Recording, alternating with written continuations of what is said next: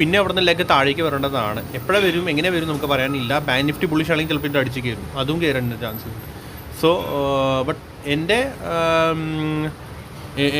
എനിക്ക് ഫീലിംഗ് വരുന്നത് അങ്ങനെയാണ്. ദാറ്റ് മീൻസ് ഇത് താഴേക്ക് വരേണ്ടതാണ്. ഓക്കെ, ബാക്കി നമുക്കിനി നോക്കാം.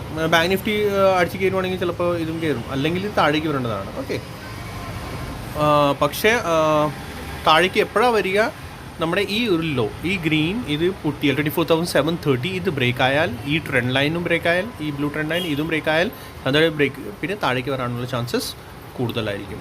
പിന്നെ ഒരു സപ്പോർട്ട് വരുന്നത് ഈ 730 ബ്രേക്ക് ചെയ്താൽ 24,600 ആയിരിക്കും നമ്മുടെ സപ്പോർട്ട് വരുന്നത്. ഓക്കെ, സോ അങ്ങനെ ഇത് ഒരു എന്താണ് റീസൺ, ഫ്രഷ് ബൈങ് ജനറേറ്റ് ആയതാണ്. ഓക്കെ, ഇത് കണ്ടോ, ഇവിടുന്ന് ഫ്രഷ് ബൈങ് ആ ക്യാൻഡിൽ കണ്ടോ, ക്യാൻഡിൽ വീക്ക് അത് ജനറേറ്റ് ആയതാണ്. അതുകൊണ്ടാണ് അതൊരു നല്ല ബൈങ് സോണിലേക്ക് മാറും. ഓക്കെ, സോ ഇങ്ങനെയൊക്കെ ചാനൽസ് ഇങ്ങനത്തെ ലെവൽസ് എല്ലാം നിങ്ങൾ മാർക്ക് ചെയ്ത് വെച്ച്